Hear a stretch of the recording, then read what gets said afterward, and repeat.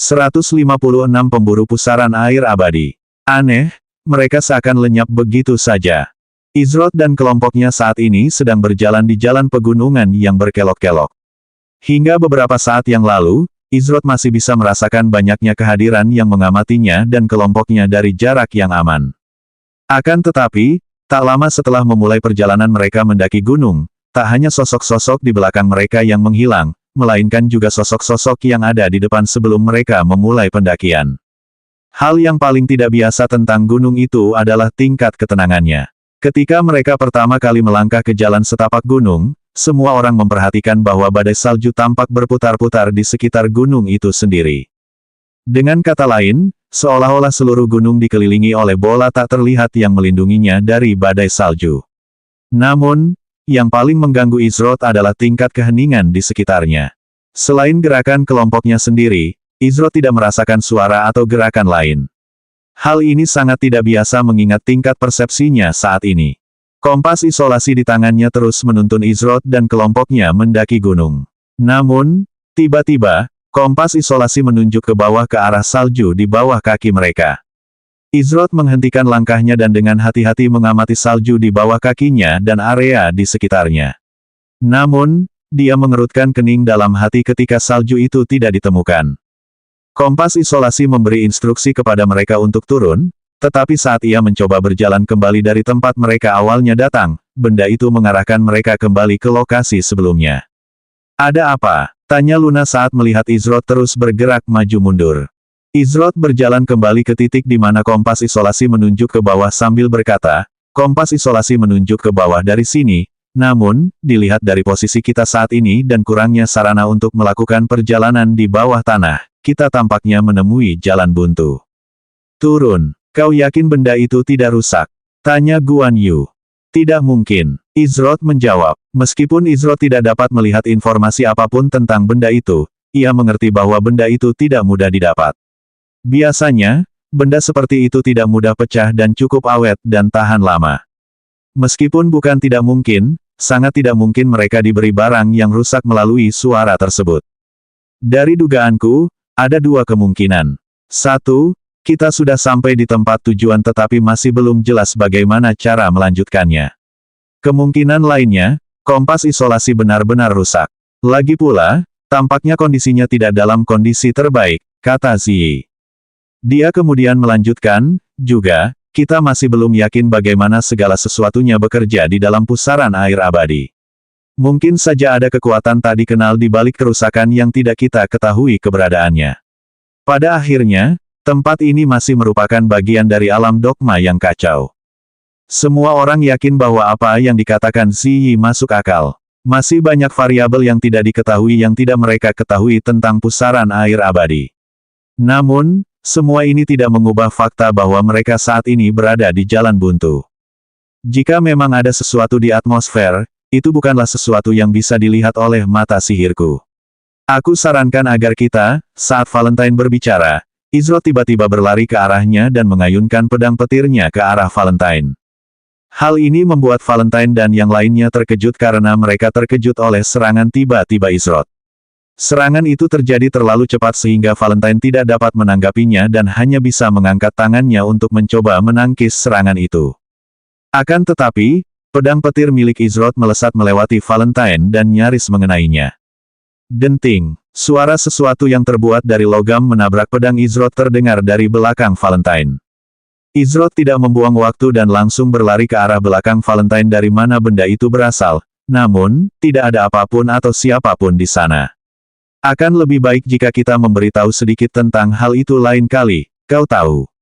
Kata Valentine sambil menenangkan diri. Siapapun akan merasa tidak nyaman setelah pedang diayunkan begitu saja ke arah mereka, bahkan jika mereka bukan target yang dituju. Apa yang terjadi? Tanya Hals yang masih bingung dengan kejadian yang baru saja terjadi. Ini, Izrod mengangkat benda logam kecil yang berbentuk seperti anak panah. Ujung-ujungnya bergerigi dan ada zat yang menyerupai getah pohon lengket yang melapisi ujung-ujungnya. Sekilas benda itu tampak tidak berbahaya, tetapi itu jelas sejenis racun. Sama seperti kompas isolasi, sistem tidak menampilkan informasi apapun tentang anak panah itu. Seperti sebelumnya, Izrod tidak merasakan serangan itu sampai anak panah itu mulai bergerak. Untungnya dia tidak menurunkan kewaspadaannya bahkan setelah dia merasakan kehadirannya menghilang. Dari mana asalnya? Ziyi mengamati anak panah itu. Dari manapun asalnya, siapa atau apapun yang menyerang kita sudah tidak ada lagi di sana. Namun, tampaknya kita punya masalah yang lebih mendesak untuk dikhawatirkan. Ucap Izrod sambil mengalihkan perhatian semua orang ke area pegunungan di atas mereka. Izrod bisa merasakan getaran samar dan menyadari bahwa salju di jalan setapak gunung bergerak sedikit setiap beberapa saat. Bongkahan es besar seukuran batu besar menggelinding menuruni sisi gunung dan langsung menuju ke arah mereka. Jalan setapak itu terlalu sempit bagi Izrod dan kelompoknya untuk bergerak ke jarak yang aman, karena bongkahan es besar menggelinding ke seluruh jalur pegunungan. Berdirilah di antara es yang berjatuhan. Ucap Izrod setelah melihat bahwa tidak ada cara lain bagi mereka untuk menghindarinya. Meskipun bongkahan es menutupi seluruh jalur pegunungan, masih ada celah kecil yang menghalangi mereka untuk saling bersentuhan. Izrod memutuskan bahwa itu adalah cara terbaik agar mereka tidak tertimpa reruntuhan es. Semua orang bertindak cepat dan memposisikan diri dengan benar sehingga bongkahan es tidak mengenai mereka. Orang terakhir yang bergerak adalah Izrod setelah memastikan semua orang berdiri di tempat yang benar. Bagaimanapun, celah itu sangat sempit dan jika meleset setengah meter saja, hasilnya bisa buruk mengingat kecepatan es yang bergerak. Namun, saat Izrod bersiap untuk menyesuaikan posisinya, kakinya tersangkut di salju. Saat dia melihat ke bawah, Izrod melihat dua tangan biru dingin yang ditutupi bulu melilit pergelangan kakinya. Kehadiran ini, sama dengan mereka yang menghilang sebelumnya. Dapat pemimpin manusia, doakan mati. Ucap makhluk Valejika sambil memegang erat pergelangan kaki Izrod yang membuatnya tak bisa bergerak. Ketika yang lain melihat Izrod tidak bergerak, mereka hendak memperingatkannya tentang es yang datang. Namun, sebelum mereka sempat melakukannya, bongkahan es besar itu jatuh menimpa lokasi Izrod berdiri. Saat bongkahan es terus bergulir ke bawah, tidak ada yang tersisa di tempat Izrod berdiri beberapa saat yang lalu. Saudaraku, teriak Hals dan Guan Yu bersamaan. Mereka bergegas maju dan melihat ke bawah gunung saat bongkahan es itu bergerak turun. Sayangnya, mereka tidak melihat tanda-tanda Izrod. Semua orang terkejut. Bagaimana mungkin seseorang dengan kecepatan seperti Izrod tidak dapat bergerak tepat waktu? Mereka tidak dapat melihat atau mendengar makhluk Valejika yang mencengkeram Izrod dan menghalangi pergerakannya. Luna tampak tidak percaya. Hatinya hancur saat ia tidak melihat sedikit pun jejak Izrod. Saat keheningan memenuhi udara, semua orang mendengar suara yang familiar datang dari atas mereka. Sepertinya kita kedatangan tamu yang tidak diharapkan, kata suara itu. Segera setelah semua orang mendengar suara ini, mereka menoleh ke atas dan langsung merasakan kelegaan. Kakak, kau baik-baik saja, kata Hals dengan gembira. Ahahaha, apa kau ragu sedetik pun kalau saudara kita akan baik-baik saja, kata Guan Yu. Luna menghela napas lega saat melihat Izrod baik-baik saja.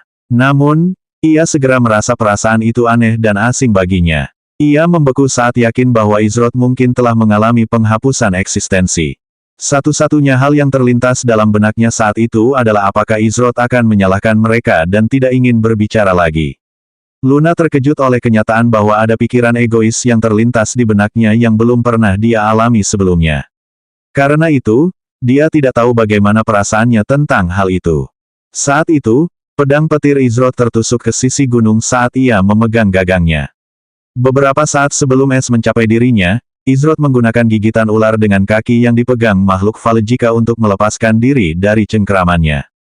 Namun, mengingat seberapa dekatnya bongkahan es itu dengan lokasinya, Izrod tidak dapat bergerak di antara celah seperti yang dilakukan yang lain. Jadi, Izrod menggunakan skill shadow movement miliknya untuk memasuki wujud bayangan dan berjalan ke sisi gunung, hanya menghindari bongkahan es yang jatuh yang akan menghancurkannya. Izrod membatalkan skill shadow movement awalnya saat ia mencapai posisi aman. Namun, itu dilakukannya untuk memperingatkan anggota timnya tentang bahaya yang akan datang.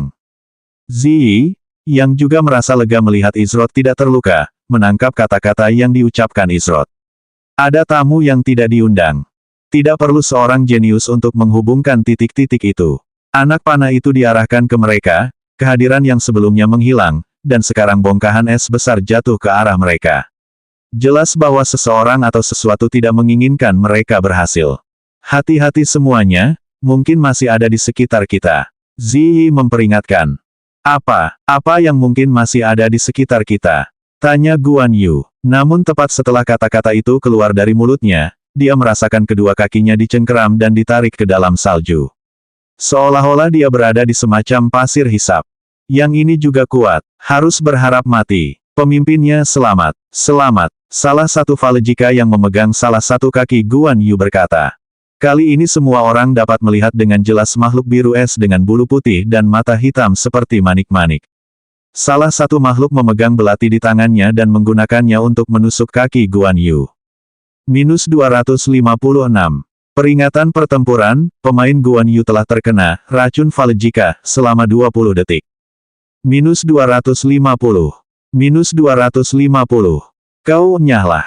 Guan Yu menghantamkan guandaunya ke tanah di bawahnya yang menyebabkan Valejika mundur dengan tergesa-gesa. Namun, kerusakan sudah terjadi dan Guan Yu kehilangan 250 HP setiap detik. Itu berarti dia akan kehilangan total 5000 HP dari satu serangan. Sungguh racun yang mengerikan.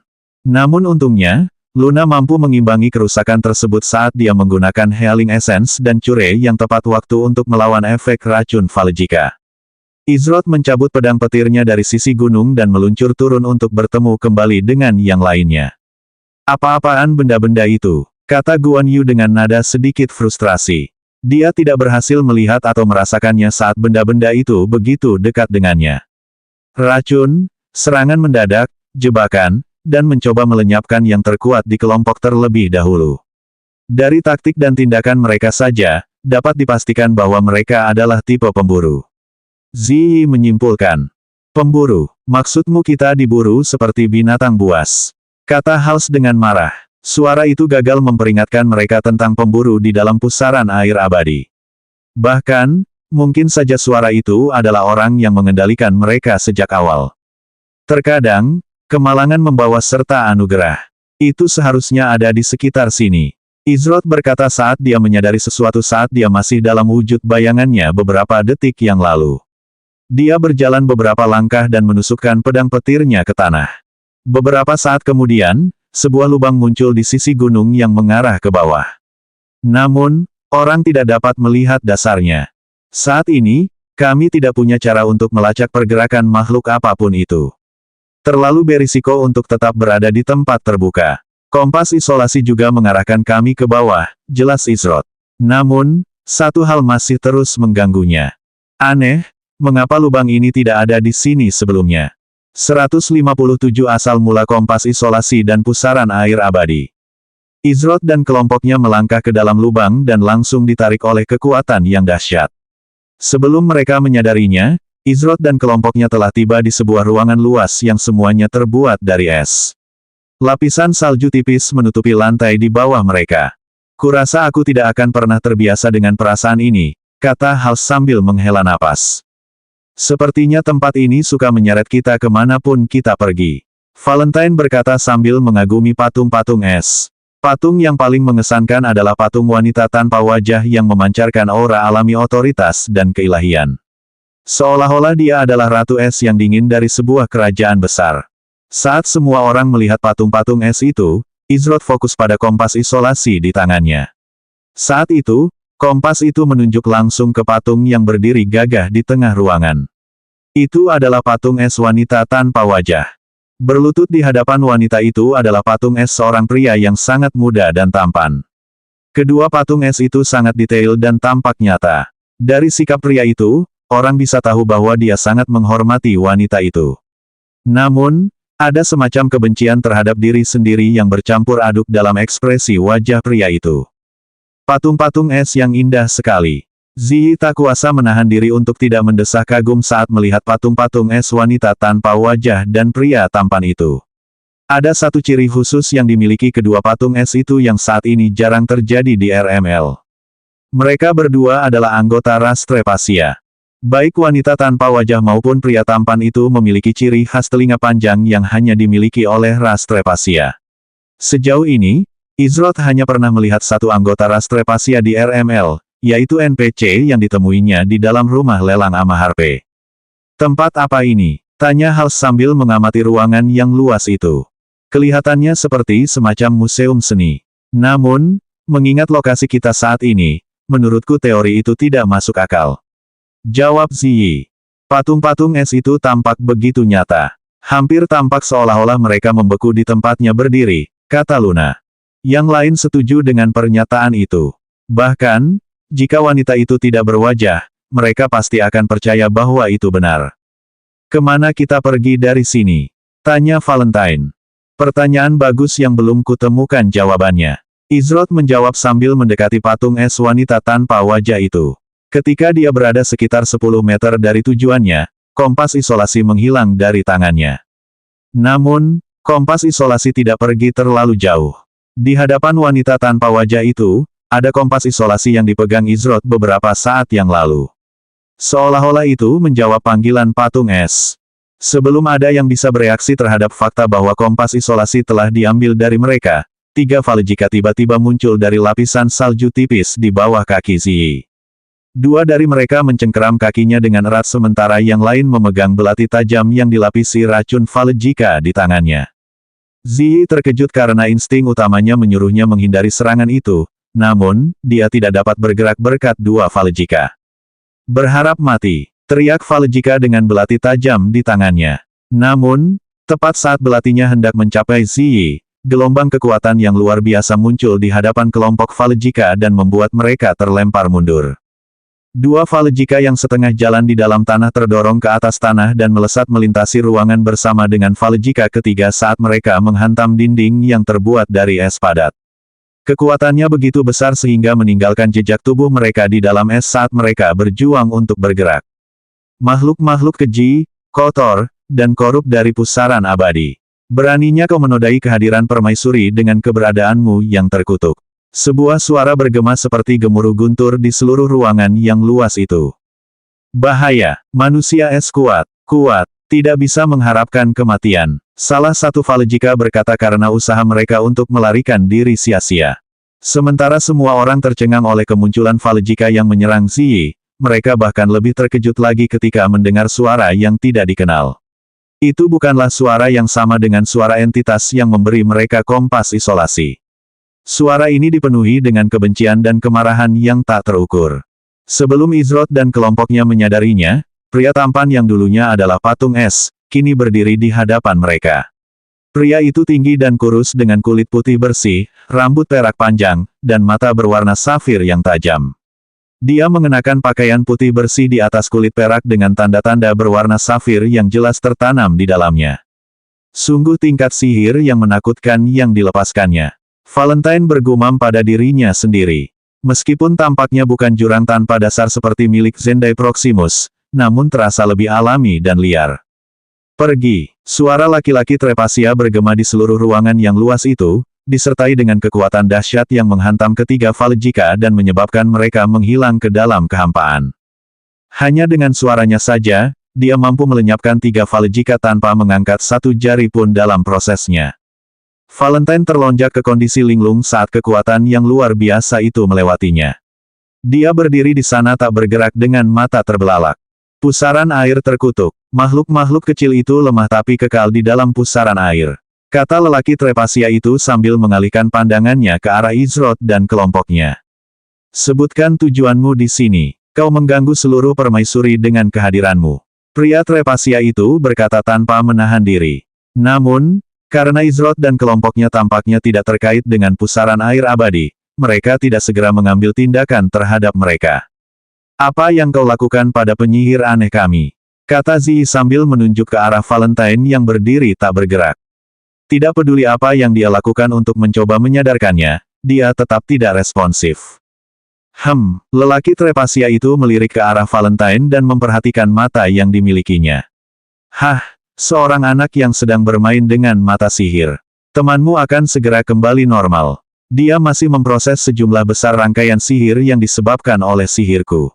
Semua orang merasa lega karena orang di hadapan mereka tampaknya tidak memiliki niat jahat. Saat ini, sistem masih menolak untuk menunjukkan informasi apapun tidak hanya tentang item di tempat ini, tetapi juga monster dan NPC. Oleh karena itu, mereka tidak dapat menentukan seberapa lemah atau kuatnya sesuatu. Namun, dapat dipastikan bahwa orang di hadapan mereka saat ini sama sekali tidak lemah.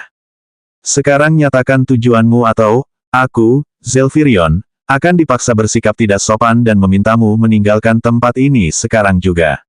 Kata lelaki Trepasia yang menyebut dirinya sebagai Zelfirion. Izroth dapat merasakan pengendalian diri dan konsentrasi yang kuat dari Zelfirion. Seolah-olah dia takut kehilangan dirinya sepenuhnya karena kekuatan yang tidak diketahui dan berusaha sekuat tenaga untuk menekan emosinya setelah melihat Valjika. Namun yang pasti, jika ia ingin melawan mereka maka ia sudah akan bergerak ketika menyerang Valjika. Kami dipandu ke tempat ini oleh kompas isolasi yang melayang di hadapan permaisuri Anda. Kami ingin mengetahui tujuan kami di sini sama seperti Anda, kata Izroth dengan santai. Kompas isolasi. Zelfirion menoleh ke arah patung es wanita tanpa wajah itu dan melihat kompas isolasi. Ekspresi tidak percaya muncul di wajahnya. Tidak mungkin, benda ini tersapu ke dalam pusaran air abadi saat itu. Tapi, benda ini jelas bukan palsu atau tiruan. Zelfirion mengerutkan kening sambil berkata, di mana kau mendapatkan benda ini? Bagaimana kau tahu namanya yang seharusnya sudah lama hilang? Itu diberikan kepada kita oleh entitas yang tinggal di dalam menara ini. Dalam kata-katanya, kompas isolasi akan membimbing kita kemana kita harus pergi. Izroth menjawab. Entitas, menara. Zelfirion mengerutkan kening saat mendengarkan kata-kata Izroth. Dia lalu menghela napas dalam-dalam sambil berkata, anak muda, saya rasa kamu belum sepenuhnya memahami pentingnya kompas isolasi. Oh. Izroth tertarik mendengar apa yang Zelfirion katakan karena suara itu tidak memberi mereka detail latar belakang tentang benda itu, hanya deskripsi samar-samar. Kompas isolasi bukan sekadar benda biasa. Kompas ini dibuat oleh makhluk dengan kekuatan tak terbatas sebelum mereka naik ke alam yang berada di luar cakrawala. Kompas ini diberikan kepada leluhur permaisuri dan diwariskan turun-temurun. Namun, ketika pusaran air abadi tiba, semuanya dianggap hilang selamanya, termasuk kompas isolasi. Zelfirion menjelaskan.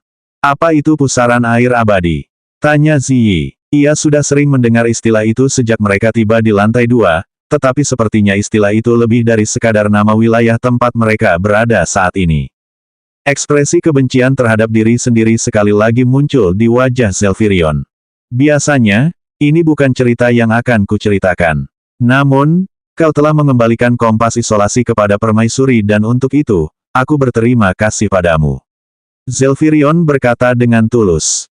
Ia kemudian menjelaskan, beberapa siklus yang lalu, kekaisaran yang luas milik permaisuriku membentang lebih jauh dari yang dapat dilihat oleh mata.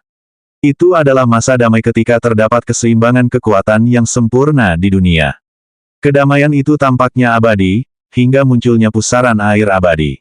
Pada hari itu, segalanya mundur sebelum jalur pusaran air abadi yang membentang di seluruh dunia atau menemui kehancuran yang tak terelakkan.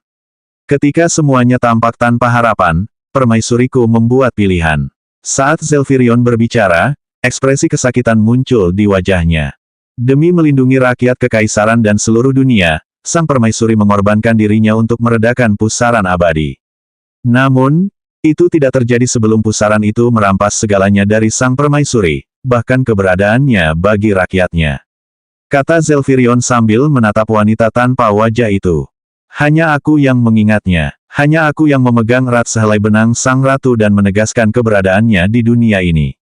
Hanya aku. Zelfirion berbicara dengan nada suara yang semakin sedih. Apa kau menangis? Kata Ziyi sambil melihat ke arah Guan Yu yang sedang menitikkan air mata. Tidak, hanya ada sesuatu di mataku.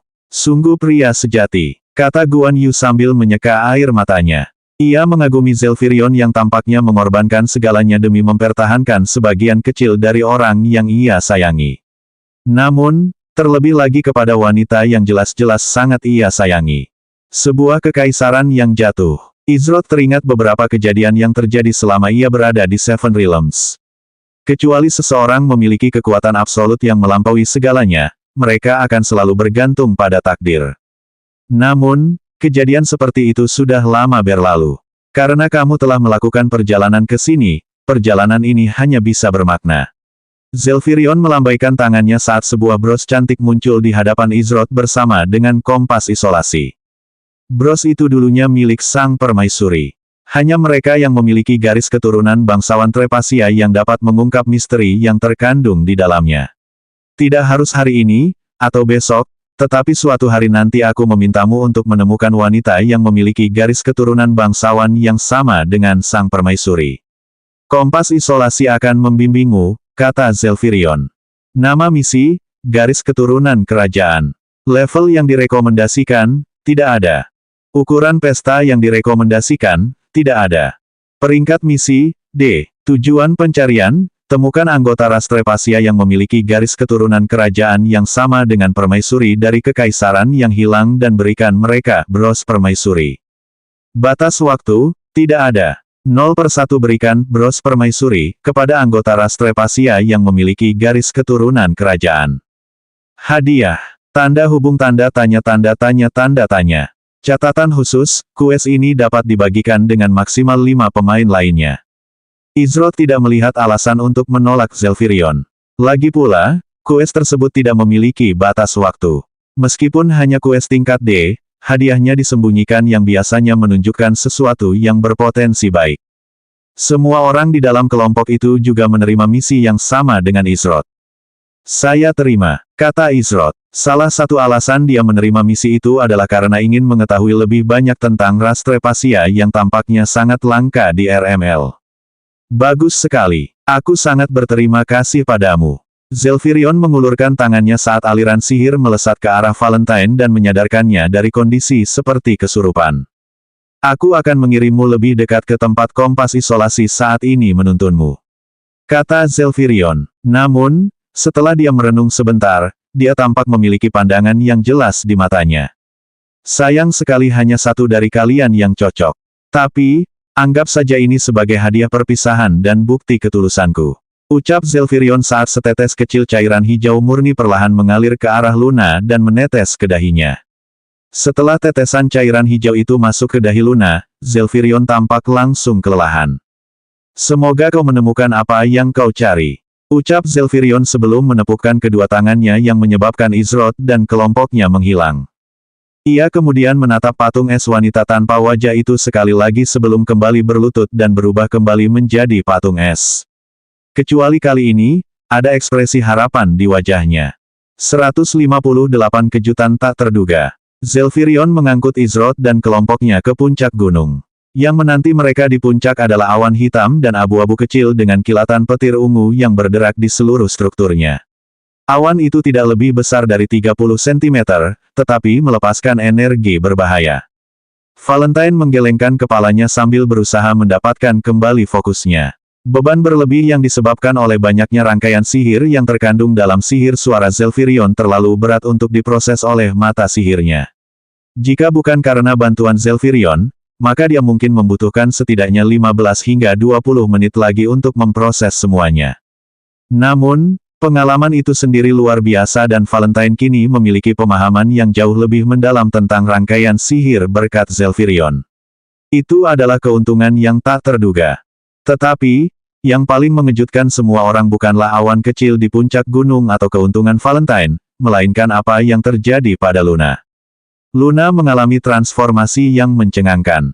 Ketika tetesan cairan hijau itu masuk ke dahinya, ia mulai mengalami metamorfosis total. Pada saat mereka selesai dipindahkan, semuanya sudah lengkap dan perubahannya sangat mengejutkan.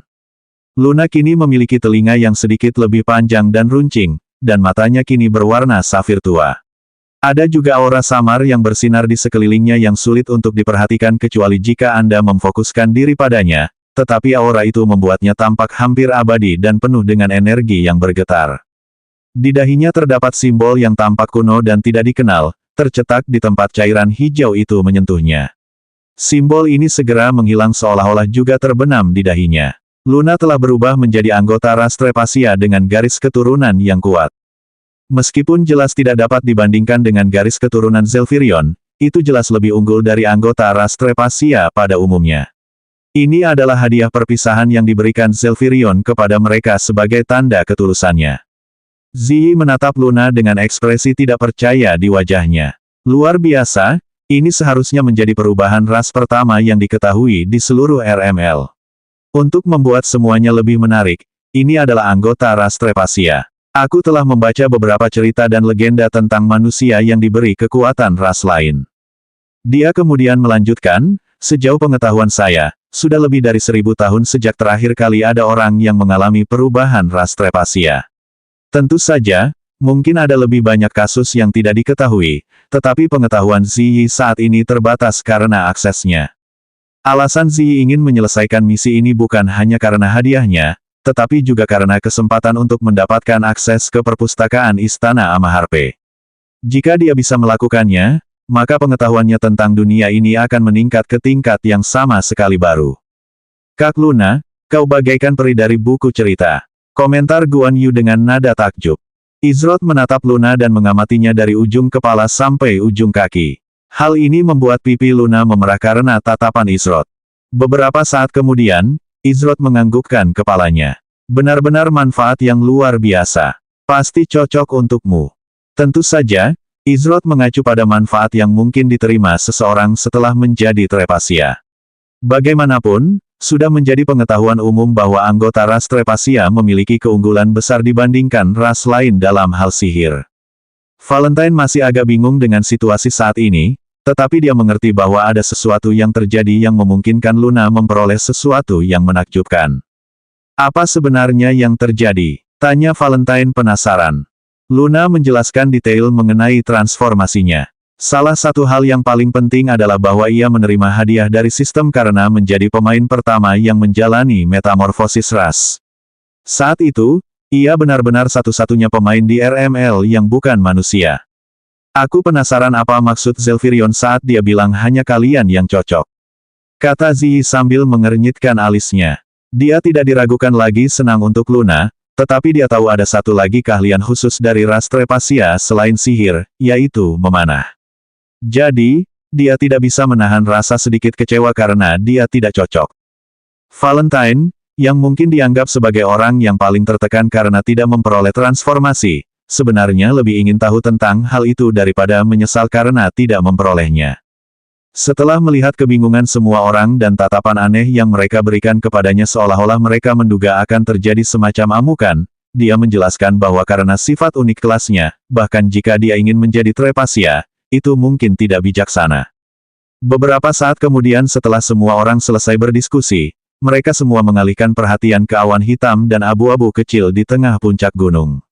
Energi yang dilepaskannya tidak hanya kuat tetapi juga mengerikan. Seolah-olah awan itu cukup untuk menelan seluruh lantai 2 dalam sekejap. Jarum pada kompas isolasi menunjuk langsung ke arah awan kecil. Aura yang menakutkan, kata Hals sambil mengamati awan kecil itu. Rasanya lebih mengerikan daripada saat ia bertemu Sixirius di dalam ruang istana di alam Sadahi. Bahkan aura Sadahi itu tampak lemah di hadapan awan kecil itu. Itu mengingatkanku pada telur kekacauan di ruangan dengan loh batu. Izroth tidak bermaksud bahwa keduanya memiliki kekuatan yang sama, tetapi sebaliknya, mereka memiliki asal-usul yang sama. Asal-usulnya adalah tidak seperti kebanyakan item atau fenomena dalam RML yang dibuat oleh individu atau pemain tertentu, hal itu secara alami diciptakan oleh dunia itu sendiri. Semuanya, di bawah kita. Seru Luna yang membuat semua orang langsung bereaksi. Kurang dari 2 detik kemudian, 6 Valejika muncul dari balik salju dan mencoba menyergap mereka. Namun, Valejika terkejut ketika menyadari bahwa mereka telah ditemukan. Tidak mungkin. Pemimpin, mereka tahu. Tahu, teriak salah satu Valejika. Ketahui, harus mundur, maju, nanti saja mati. Pemimpin Valejika memerintahkan saat mereka mulai tenggelam kembali ke dalam salju. Diamlah, kata Luna saat gelombang sihir yang kuat menghantam tubuh ke-6 Valejika. Simbol sihir kuno yang telah lenyap sebelumnya kini kembali berada di dahi Luna. Sihir suara itu milik Zelfirion, kata Valentine sambil tercengang. Meskipun sihir itu tidak selevel dengan sihir suara Zelfirion, tetap saja sihir itu luar biasa untuk disaksikan. Oh, rupanya Zelfirion sangat tulus. Dia menahan suara itu. Dia menahannya. Valejika tampak takut pada Luna, seolah-olah sudah tertanam dalam diri mereka rasa takut terhadap suara itu. Tidak, dia bukan dia. Suaranya kuat. Tapi dia bukan dia. Kami ingin mati, kata pemimpin Valejika. Setelah Luna menggunakan sihir suara, Valejika tampaknya tidak dapat mundur kembali ke dalam salju. Seolah-olah ada batasan yang diberikan kepada mereka oleh sihir suara yang digunakan Luna. Suara itu juga memungkinkan Izroth dan kelompoknya untuk akhirnya melihat informasi tentang makhluk yang mereka hadapi untuk sesaat. Nama, Valejika Hunter Elite. Tingkat, 29. HP, 39.420, 95%. Nama, Pemimpin Pemburu Valejika Elite. Tingkat, 30. HP, 66.420, 97%. Akhirnya, ini adalah hal-hal kecil yang selama ini mengikuti kita, kan? Kata Guan Yu sambil mengacungkan guan daunnya. Dia belum melupakan serangan diam-diam mereka terhadapnya sebelumnya dan ingin membalas mereka dengan pantas. Valejika tidak hanya menyerang seperti monster biasa, tetapi mereka tampak sangat penuh perhitungan. Ini adalah pertama kalinya Izroth dan anggota kelompoknya berhadapan dengan monster jenis ini. Sebagian besar Valejika memegang belati tajam yang diolesi racun Valejika. Namun, pemimpin mereka memegang sabit dengan rantai yang diikatkan di ujungnya. Bila sabit itu dilapisi racun Valejika, Izroth menghunus pedang petirnya dan segera berlari ke arah kelompok Valejika. Karena mereka sangat berhati-hati, kemungkinan besar mereka tidak akan maju dalam pertempuran langsung. Bahkan jika keadaan menjadi berbahaya, Izroth yakin akan kemampuannya untuk mundur jika perlu. Pemimpin pemburu Valejika memutar sabit di tangannya sebelum melemparkan rantai ke arah Izroth. Izroth menunggu hingga saat terakhir untuk mengubah posisinya saat ia berhasil menghindari rantai tersebut. Namun, serangan itu tidak berakhir di sana. Rantai itu melengkung kembali seperti ular dan ingin mengejutkan Izroth dengan menyerangnya dari belakang setelah meleset. Namun, seolah-olah Izroth memiliki mata di belakang kepalanya, dia menunduk tepat sebelum rantai itu hendak menyerang dan menghindari serangan itu. Hals dan Guan Yu juga mulai bergerak maju. Begitu Hals tiba dalam jarak 15 meter dari monster Valejika, ia menggunakan skill battle focus untuk memastikan bahwa agro mereka akan tertuju padanya, bukan Izroth. Izroth berhasil menutup jarak dengan mudah karena pemimpin Valejika adalah satu-satunya makhluk yang memiliki serangan jarak jauh. Namun, Izroth masih berhati-hati terhadap panah beracun tadi. Jika dia terkena beberapa panah beracun sekaligus, maka bahkan Luna tidak akan mampu menyelamatkannya hanya dengan penyembuhannya. Izroth tiba-tiba berhenti di dekat area tengah 6 Valejika saat ratusan telapak tangan dengan cepat menyambar titik-titik vital makhluk Valejika. Serangan kritis. Minus 2100. Serangan kritis. Minus 2100. Jumlah telapak tangan terus bertambah hingga ratusan menjadi ribuan. Berkat efek dari skill Myriad Elusive Palms milik Izroth, cooldown timer di reset setelah serangannya berhasil mengenai ke-6 Valejika. Secara total, Izroth menggunakan skill tersebut sebanyak 4 kali dan menghasilkan 8.400 damage. Karena keterampilan tingkat tingginya tidak memerlukan penggunaan energi, Izroth tidak ragu sama sekali saat menggunakannya. Tepat saat Izroth menyelesaikan serangannya, Zi melepaskan hujan anak panah yang menghujani Valejika. Minus 1335 tahun. Dengan HP Valejika yang menurun drastis, Guan Yu tidak ingin kehilangan kesenangan. Valejika mencoba menarik diri dari pertempuran atau setidaknya membuat jarak, namun, keahlian mereka terletak pada kemampuan mereka untuk berjalan di salju sesuka hati. Dengan hilangnya kemampuan ini, total kecakapan tempur mereka telah sangat berkurang. Ini untuk serangan diam-diam, teriak Guan Yu saat guan daunnya bergerak membentuk lengkungan sempurna dan menghantam tubuh para Valejika. Setelah melihat bahwa mereka tidak mungkin menang, pemimpin Valejika mengeluarkan teriakan aneh. Valejika yang lain pun ikut berteriak. Teriakan itu terdengar seperti gabungan teriakan monyet dan raungan binatang buas. Apa yang sedang mereka lakukan? Tanya Zi sambil mengerutkan kening. Aku tidak yakin, tapi kita tidak boleh memberi mereka kesempatan untuk melakukan apapun yang mereka rencanakan. Valentine menjawab sambil mulai merapal mantra. Namun, sebelum dia bisa melepaskan mantranya, seluruh gunung berguncang hebat dan menghentikannya. Hal itu juga menyebabkan Hals dan Guan Yu menghentikan serangan mereka hanya untuk menjaga keseimbangan. Adapun Izroth, ia akan melanjutkan serangannya, hingga ia merasakan energi mengerikan muncul di belakangnya. Hal ini menyebabkan ia menghentikan serangannya dan segera menggunakan flickering steps untuk mundur. Tepat setelah Izroth menghilang dari tempatnya berdiri, Sebuah kilatan petir berwarna ungu tua melesat melewati siluetnya dan menuju ke 6 Valejika. Tidak, jangan harap kami mati, Maelstrom. Mereka menginginkan kematian. Semoga mereka mati. Pemimpin Valejika berteriak, tetapi sudah terlambat karena baut ungu melahap Valejika dan mengubah mereka menjadi ketiadaan. Itu hampir saja terjadi. Kalau saja aku menundanya sedikit saja. Semua orang merasa lega saat mengetahui bahwa Izroth baik-baik saja dan ternyata hanya bayangannya saja yang ditembus petir ungu itu. Apa yang terjadi pada makhluk-makhluk kecil itu? Aku masih belum mendapatkan balasan yang cukup. Guan Yu berkata dengan sedikit penyesalan dalam suaranya. Apapun yang terjadi pada mereka ada hubungannya dengan awan kecil itu. Mereka menyebutnya sebagai pusaran air besar. Menurutku, cukup aman untuk menganggapnya berhubungan langsung dengan pusaran air abadi. Kata Ziyi. Benda kecil yang bisa kau bersin itu adalah pusaran air abadi yang mengakhiri dunia. Kata Hals sambil tercengang.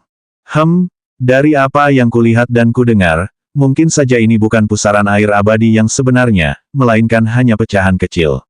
Valentine berspekulasi. Ziyi mengangguk, aku juga berpikir begitu.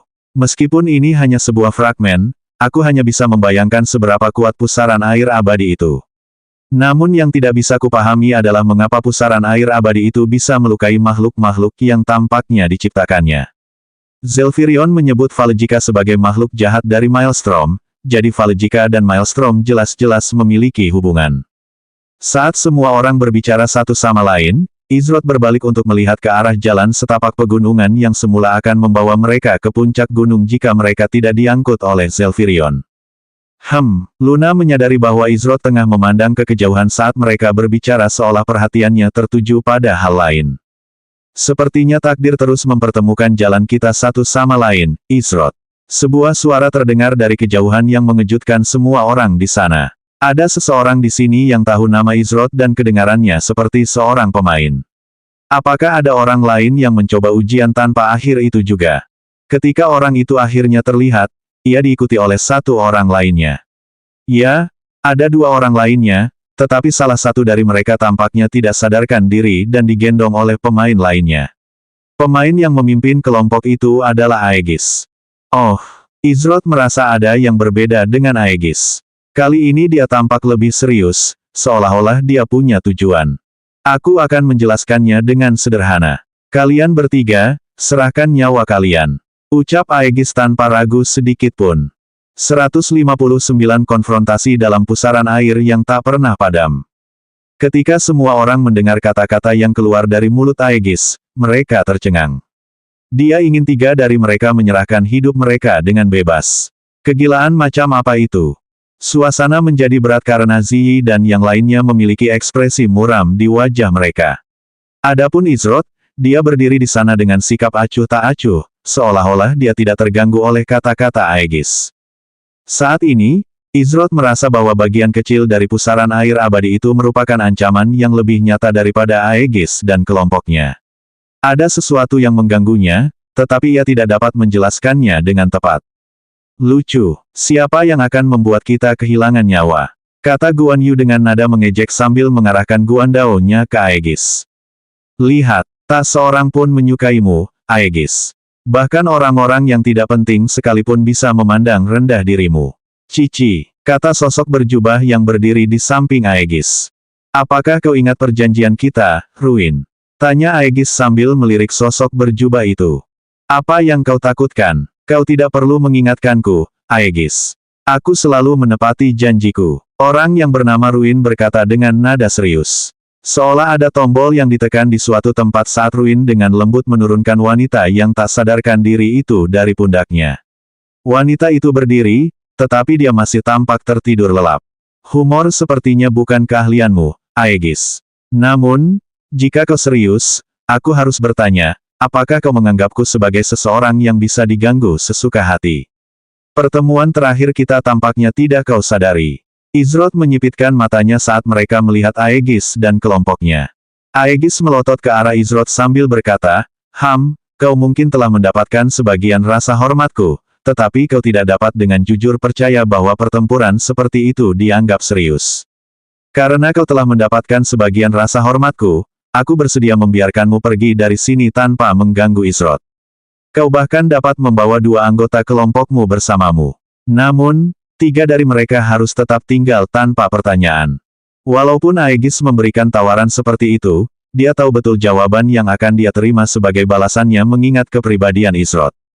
Sepertinya kata-kata itu hanya sia-sia. Ayo, mari kita lihat apakah kau punya kekuatan untuk melakukan apa yang kau mau.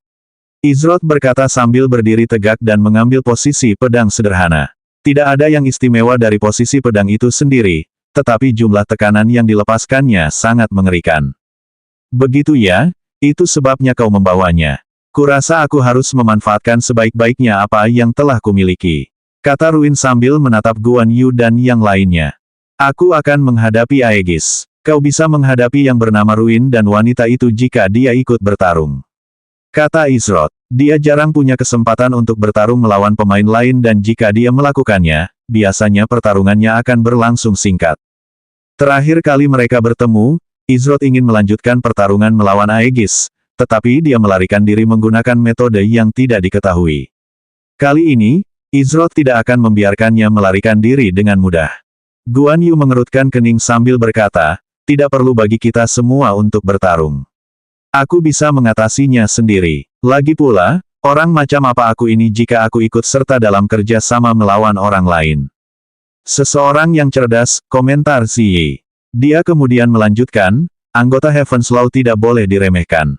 Apalagi mengingat apa yang dipertaruhkan di Chaotic Dogma Realm. Bukan hanya hidupmu sendiri yang harus kamu khawatirkan, tetapi kamu juga harus mempertimbangkan hidup anggota kelompokmu. Guan Yu mencengkeram Guan Dao di tangannya erat-erat. Memang, dia tidak bisa hanya memikirkan dirinya sendiri dalam situasi ini, tetapi dia masih merasa tidak nyaman menggunakan jumlah sebagai keuntungan dalam pertarungan. Dia tidak takut dengan pertarungan yang sulit. Aegis menghunus kedua pedang dari punggungnya. Kedua pedang itu identik, berwarna merah tua dengan gagang hitam sederhana, bilah tajam yang panjangnya sekitar 80 cm, dan aura putih samar melayang tepat di atas permukaan pedang. Sudah kuduga itu akan menjadi kata-katamu. Kalau begitu, bagaimana? Aegis bergerak dengan langkah cepat saat ia berlari ke sisi kiri puncak gunung. Puncak gunung itu datar dan cukup luas. Aegis memutuskan untuk membuat sedikit jarak dari kelompok itu sehingga ia bisa melawan Izrod tanpa hambatan apapun. Tetap waspada. Izrod mengingatkan mereka sebelum dia pergi ke arah yang sama dengan Aegis. Hati-hati, Luna berkata pelan sambil memperhatikan Izrod semakin menjauh. Namun, dia melihat Izrod mengangguk pelan menanggapi perkataannya yang membuatnya merasa sedikit lega. Dia tahu Izrod kuat, tetapi entah mengapa, dia tidak bisa menahan rasa khawatirnya. Di sini seharusnya baik-baik saja, kata Aegis sambil tiba-tiba berhenti. Izrod dan Aegis kini berada sekitar 50 meter dari Luna, Ruin, dan yang lainnya. Seharusnya tidak ada seorang pun yang dapat mengganggu pertempuran mereka dari jarak ini. Izrod berhenti sekitar 10 meter dari Aegis. Ia mengamati posisi bertarung Aegis dan melihat tidak ada kelemahan yang jelas untuk dieksploitasi. Karena rasa ingin tahu yang besar, kurasa aku akan bertanya sebelum kita mulai. Apa tujuanmu? Tanya Izrod. Dia tahu bahwa Aegis jauh dari kata bodoh. Namun, memulai pertarungan yang tampaknya tidak ada gunanya di dalam menara Endless Pandemonium sama sekali tidak masuk akal. Tentu saja, ada kemungkinan Aegis tidak ingin mengambil risiko kehilangan atau berbagi dengan siapapun, tetapi Izrod tidak percaya itu yang terjadi. Setelah bertemu dengan Aegis beberapa kali, Izrod memiliki pemahaman dasar tentang kepribadiannya. Aegis sombong, angkuh, tetapi menghormati orang-orang yang dianggapnya setara dengannya, dan dia tidak memulai pertengkaran yang tidak masuk akal dengan orang lain. Oleh karena itu, ada kemungkinan besar dia melakukan itu dengan tujuan tertentu. Akan tetapi, meskipun ia memang punya tujuan melakukan itu, Izrod tidak akan membiarkan 3 orang anggota kelompoknya mengalami penghapusan eksistensi hanya untuk memenuhi kebutuhan orang lain. Kau tak perlu repot-repot memikirkan tujuanku. Ketahuilah bahwa apapun yang terjadi, 3 dari mereka harus mati. Karena kau telah menolak tawaranku yang murah hati, hidupmu juga tak lagi aman. Kata Aegis. Oh, itu pernyataan yang cukup berani. Jawab Izrod. Saat ini, Izrod dan Aegis mungkin tampak hanya mengobrol santai. Namun, mereka berdua sedang terlibat dalam pertarungan yang berbeda. Setiap perubahan kecil di posisi mereka membuat lawan bereaksi sesuai dengan itu. Pergeseran ini sangat sulit dipastikan oleh mereka yang menyaksikan pertarungan dari sudut pandang luar, tetapi seolah-olah Izrod dan Aegis saling membaca gerakan masing-masing begitu cepat sehingga sebelum salah satu dari mereka dapat mengambil tindakan, mereka akan ditempatkan dalam situasi yang tidak menguntungkan. Saat ini, yang terjadi adalah pertarungan kemauan dan pikiran. Beberapa saat kemudian, Izrod melakukan kesalahan kecil dan Aegis langsung menendang kaki belakangnya untuk memperpendek jarak di antara mereka. Aegis mengayunkan pedangnya secara diagonal, dengan tujuan untuk menebas salah satu pedangnya di leher dan dada Izrod.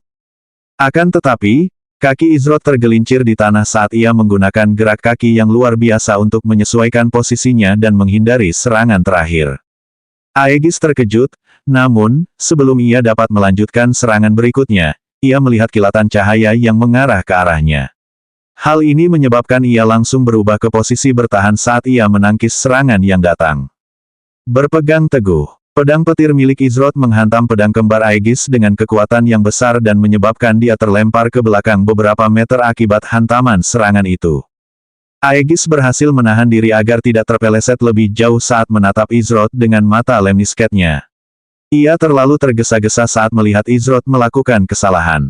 Jika ia memperhatikan lebih saksama, ia mungkin bisa menemukan bahwa Izrod sengaja melakukannya. Agak menarik, meskipun serangan Aegis tidak menyentuh tubuhnya, Izrod tetap menerima kerusakan dalam prosesnya. Aku meremehkanmu lagi, Izrod. Namun, yakinlah itu tidak akan terjadi lagi. Ucap Aegis dengan nada penuh percaya diri. Kali ini, Aegis menggunakan jurus pedang yang lebih agresif yang berfokus pada serangan daripada pertahanan.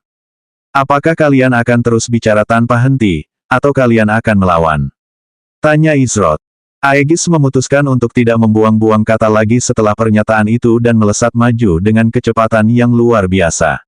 Ia jauh lebih cepat daripada beberapa saat yang lalu. Kelincahannya telah meningkat pesat. Saat ini, Flickering Steps milik Izrod sedang dalam masa cooldown setelah ia menggunakannya untuk menghindari serangan dari bagian kecil Undying Maelstrom. Oleh karena itu, Aegis saat ini lebih unggul dalam hal kelincahan. Izrod dan Aegis terkunci dalam pertempuran sengit di mana tidak ada pihak yang memiliki keuntungan cukup besar untuk mengalahkan pihak lain.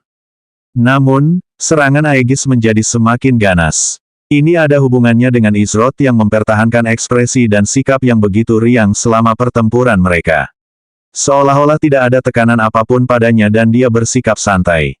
Entah mengapa, melihat ekspresi riang Izrod selama pertarungan membuat Aegis gelisah. Ia merasa seolah-olah ia tidak dianggap serius. Aegis meluncur dan memutar kaki kirinya dengan gerakan kecil namun tepat saat ia memutar tubuhnya dan menjatuhkan salah satu pedangnya di belakang punggungnya dan memutarnya di tengah putaran. Kemudian, dalam satu gerakan, Aegis mengarahkan telapak tangannya ke perut Izrod dengan tangannya yang sekarang bebas. Izrod mengumpulkan energi di ujung jarinya lalu ia menyambut telapak tangan Aegis dengan keahlian Fissuring Point miliknya. Begitu telapak tangan Aegis bersentuhan dengan jari Izrod, dia memutar pedang yang masih ada di tangan satunya dan memegangnya dengan pegangan ke belakang saat dia menebas ke bawah ke arah Izrod dari atas. Namun, serangannya tidak berhenti di situ. Hampir bersamaan, begitu momentum pedangnya terbentuk, Aegis melepaskan gagang pedang dan meraih ke belakang punggungnya. Ia mencengkeram pedang yang dilepaskannya sebelumnya dan menggunakannya untuk menebas Izrod dengan cepat dari sudut yang berlawanan. Hanya dalam sekejap, Aegis berhasil menyerang Izrod dari 3 arah berbeda sekaligus. Kekuatan di balik serangan itu tidak lemah karena tampaknya menyatu dengan sebuah keterampilan. Izrod tidak bisa menghindar dari semua serangan itu. Jika ia mencoba menghindari semuanya, maka ia akan menanggung akibatnya. Namun, ia masih punya satu jurus lagi. Berdekap, berdekap. 2 pedang Aegis menembus tepat tempat Izrod berdiri. Namun, kedua pedang itu tidak mengenai benda keras, melainkan saling beradu. Bayangan samar melesat melewati Aegis di tanah. Namun, Aegis merasa aneh karena tidak ada apapun di langit yang dapat menyebabkan bayangan seperti itu terbentuk. Ia langsung merasa ada yang salah dan mundur. Namun, ia sudah terlambat. Izrod meninggalkan wujud bayangannya dari skill Shadow Movement sebagai tekanan yang kuat yang dipenuhi dengan atmosfer di sekitarnya. Tekanan itu dilepaskan oleh Blade of Lightning miliknya yang melepaskan aura kehancuran kemanapun ia bergerak. Aura itu bahkan lebih jelas dan tajam karena Izroth menggabungkan sebagian esens miliknya ke dalam serangan itu. Mata Aegis membelalak saat dia merasakan kekuatan dahsyat itu langsung menuju ke arahnya. Pelan, lemnisket di dalam mata Aegis memiliki gelombang energi kecil yang berputar terus-menerus dalam pola tak terbatas di sekitarnya. Tiba-tiba semua yang ada di sekitar Aegis, termasuk serangan Izroth yang datang, tampak melambat. 160 mata Tuhan dan guntur yang runtuh. Saat kata, lambat, keluar dari mulut Aegis, dari sudut pandang Izroth, Aegis yang hendak kewalahan oleh pedang Baneful pertamanya, Destruction telah menghilang.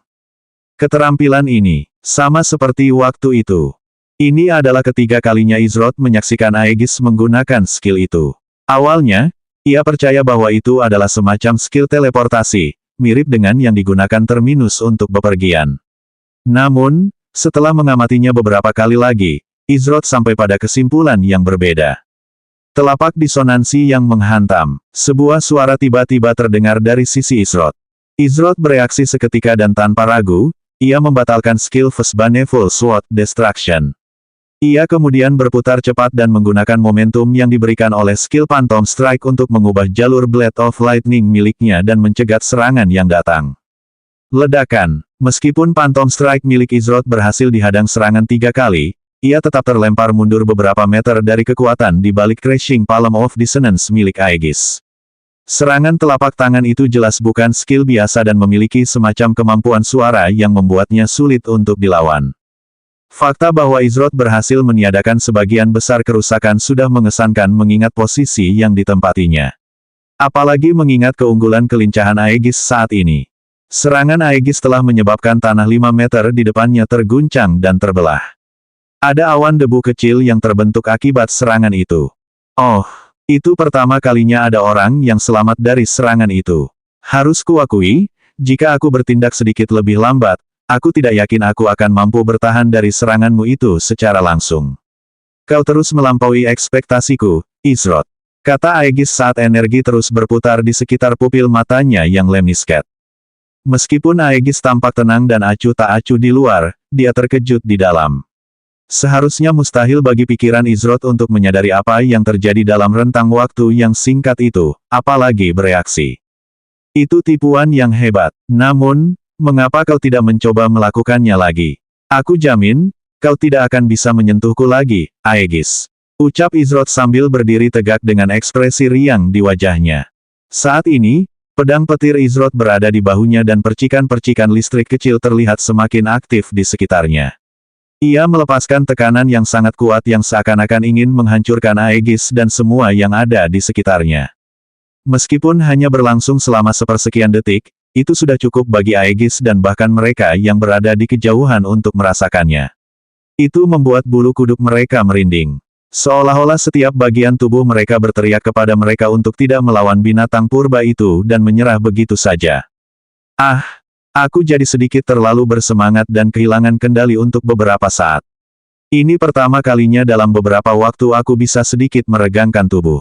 Mata Aegis membelalak saat dia langsung mundur lebih dari 20 meter dari Izroth dan merasakan keringat dingin mengalir di punggungnya. Perasaan apa itu? Aegis bergumam pada dirinya sendiri. Untuk sesaat, ia merasa tercekik dan ia percaya bahwa jika ia tetap di sana bahkan sepersekian detik lebih lama, ia akan terpotong-potong. Kau, siapa kau? Aegis memasang ekspresi muram di wajahnya saat ia menatap Izroth dengan dingin. Hanya ada satu orang lain yang Aegis tahu yang bisa membuatnya mundur tanpa sadar seperti itu. Namun, orang itu unik dan berdiri di level itu sendirian. Waktu di hutan, kamu bilang kamu akan mengingat namaku, benar? Jawab Izroth. Aegis tidak menanggapinya. Ia merasa bahwa Izroth sengaja menghindari pertanyaan apapun tentang siapa dirinya atau dari mana asalnya. Namun, hubungan mereka tidak begitu akrab sehingga ia rela memberikan informasi tentang dirinya sendiri. Ada sesuatu yang dikatakan Izroth sebelumnya yang mengganggu Aegis. Izroth mengatakan bahwa dia tidak akan bisa menyentuhnya lagi dan bahkan mencoba memprovokasinya untuk menggunakan skillnya lagi. Aegis percaya bahwa Izroth sengaja meremehkannya. Setiap skill atau serangan memiliki kelemahan, namun, tidak ada yang namanya kelemahan dalam hal sifat Aegis. Sifat Aegis dikenal sebagai All Seeing Eyes, tetapi itu bukanlah nama sebenarnya dari sifatnya. Nama sebenarnya adalah Eyes of Providence. All Seeing Eyes hanyalah salah satu kemampuan dari sifat tersebut, mirip dengan Flow of Essence yang merupakan salah satu dari banyak kemampuan dari sifat Soul Essence milik Izroth. Bagi Izroth, mengatakan bahwa dia tidak akan bisa menyentuhnya lagi adalah omong kosong belaka. Bahkan jika dia baru saja merasa terancam beberapa saat yang lalu, Aegis tidak benar-benar percaya bahwa Izroth bisa berada di level yang sama dengan orang itu. Oleh karena itu, dia yakin bahwa Izroth mencoba memainkan semacam permainan pikiran untuk menjatuhkannya. Kau tadi bilang aku tidak akan bisa menyentuhmu, kan? Aegis menyilangkan kedua pedangnya di depannya dan menggeserkannya satu sama lain yang menyebabkan kedua pedang itu dilalap api yang membakar. Saya ingin melihat bagaimana Anda berencana menepati janji tersebut. Jika Anda percaya bahwa mata yang maha melihat adalah satu-satunya yang ada di mata Tuhan saya, maka Anda salah besar. Energi di dalam mata Aegis berubah menjadi merah tua dan mulai bersirkulasi dengan cepat. Izroth berdiri tak bergerak dengan pedang petirnya masih bertengger bebas di bahunya. Tidak ada sedikit pun perubahan pada ekspresi wajahnya. Pelan, ucap Aegis saat semua yang ada di sekitarnya menjadi sangat lambat. Bahkan kepingan salju yang jatuh dari langit tampak membeku di tempatnya. Kemampuan khusus yang diberikan oleh mata takdirnya ini tidak memungkinkan Aegis melakukan sesuatu yang hebat seperti memanipulasi waktu, melainkan kecepatan benda-benda di sekitarnya. Aegis menyebut kemampuan ini sebagai mata keseimbangan. Mata yang melihat segalanya memungkinkan Aegis melihat berbagai hal dengan lebih jelas daripada yang lain. Dengan kata lain, sesuatu yang mungkin tampak bergerak cepat bagi orang lain akan tampak sangat lambat di mata Aegis. Mata keseimbangan memperkuat bagian mata yang melihat segalanya dari sifatnya dan memungkinkan dia memengaruhi sekelilingnya agar sesuai dengan kecepatan dia melihat benda atau orang bergerak. Misalnya, bahkan jika dia bisa melihat serangan yang datang langsung ke arahnya, jika terlalu cepat maka dia tidak akan bisa melakukan apapun. Namun, dengan Eye of Equilibrium, serangan itu akan dipaksa bergerak pada kecepatan yang sebenarnya dia rasakan. Tentu saja, mereka punya batas tertentu, tetapi seharusnya hampir mustahil bagi siapapun untuk mendekatinya. Namun, itu bukanlah skill yang bisa ia gunakan dengan bebas di awal. Karena sifatnya yang unik, ia tidak bisa menggunakan Eyes of Providence secara berlebihan, atau harga yang harus ia bayar tidak akan ringan. Aegis bergerak cepat dan mendekati Izroth. Api di sekitar pedangnya tampak meraung dan membesar saat mendekati sasaran. Aegis mengayunkan pedangnya ke arah Izroth dengan gerakan menyapu saat api itu melesat keluar seolah ingin melahapnya bulat-bulat dan membakarnya menjadi abu.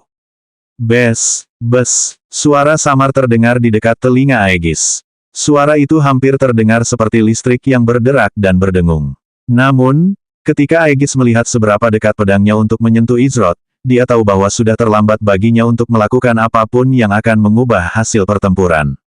Sudah berakhir, kata Aegis saat pedang berapinya mengiris Izroth dengan bersih tanpa perlawanan. Ledakan. Ledakan yang disebabkan oleh kobaran api yang kuat membuat kawah kecil di tanah tempat Izroth berdiri beberapa saat yang lalu. Kobaran api telah membakar habis dirinya, mengubahnya menjadi debu. Setidaknya, itulah yang diyakini Aegis. Namun, tidak butuh waktu lama hingga kerutan muncul di wajah Aegis saat dia mengerutkan alisnya. Sudah kubilang, trik yang sama tidak akan berhasil lagi. Suara Izroth terdengar dari belakang Aegis. Aegis tercengang. Pedangnya memang telah mengiris Izroth, namun, ada sedikit gerakan aneh pada tubuh Izroth. Saat itulah Aegis menyadari bahwa yang ia tebas bukanlah Izroth, melainkan bayangan. Tanpa berpikir dua kali, Aegis sekali lagi menggunakan Eyes of Providence miliknya dan berputar menggunakan gerakan kaki yang cepat. Kali ini, gelombang energi yang menyala-nyala dilepaskan dari pedangnya dan melesat ke arah Izroth yang saat itu berjarak kurang dari 1 meter darinya. Sama sekali tidak mungkin bagi Izroth untuk menghindari serangan dari jarak sedekat itu. Namun, Aegis sekali lagi meremehkan betapa mengerikannya Izroth sebagai musuh. Aegis tidak menyerang apapun kecuali bayangan sekali lagi. Tepat saat dia akan menyerang lagi, sambaran petir menyambar dan melumpuhkannya. Itu adalah sambaran petir dari skill Lightning Field milik Izroth. Meskipun efek lumpuhnya hanya berlangsung selama 0,25 detik,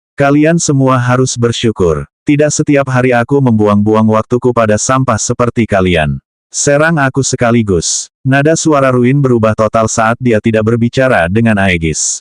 Nada suaranya sama sekali tidak main-main dan mengandung banyak penghinaan. Ekspresi wajah semua orang menjadi gelap mendengar kata-kata itu. Mereka tahu dari kata-kata Ziyi bahwa Ruin, sebagai anggota hukum surga, sangat kuat. Namun, dia terlalu meremehkan mereka dan bahkan berani menyebut mereka sampah. Bagaimana mungkin mereka tidak marah? Apa kau pikir aku akan tinggal diam dan membiarkanmu menghina kami sesuka hatimu? Guan Yu mengayunkan guandaunnya ke belakang dan menendang kakinya sambil melaju menuju Ruin. Tunggu, Ziyi mencoba membuat Guan Yu membatalkan serangannya. Terlalu berisiko bagi mereka untuk bergerak sendiri. Bagaimanapun, kesalahan sekecil apapun dapat menyebabkan musnahnya nyawa dan hal terakhir yang diinginkannya adalah jika ada orang yang mengalami nasib menyedihkan seperti itu. Namun, sudah terlambat dan Guan Yu bertekad untuk meneruskan serangannya. Ruin tidak hanya berani menghinanya di hadapannya, tetapi dia juga menghina orang-orang yang dia anggap sebagai temannya. Bagaimana dia bisa menyebut dirinya seorang pria jika dia tidak bertarung? Guan Yu mengayunkan guandaunnya ke bawah tanpa menahan diri ke arah Ruin. Dia menggunakan skill Arching Armor Crusher miliknya, karena dia ingin menerobos pertahanan Ruin. Bodoh, ucap Ruin sambil menyeringai. Selanjutnya bab 161-18 lengan Wushu.